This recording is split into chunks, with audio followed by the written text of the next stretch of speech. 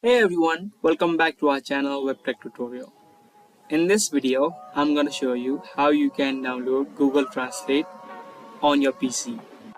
So if this sounds interesting, then keep watching the video till the end and subscribe to our channel if you haven't already. Also, press the bell icon so you get notifications for our future videos. So to download Google Translate on your PC, you will firstly need to go to the website of Google Translate. In the search bar, type in Google Translate and then enter the website.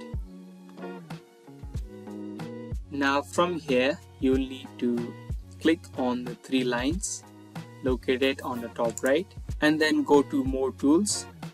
From here, you see an option to create a shortcut. Click on this option. Now you can name your shortcut. You can name it whatever you want and then click on create. Now as soon as you do that, a shortcut for Google Translate has been created. So that's how you can add a shortcut or download Google Translate for your PC. I hope you guys found this video to be helpful.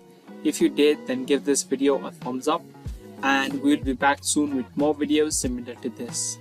Thank you for watching.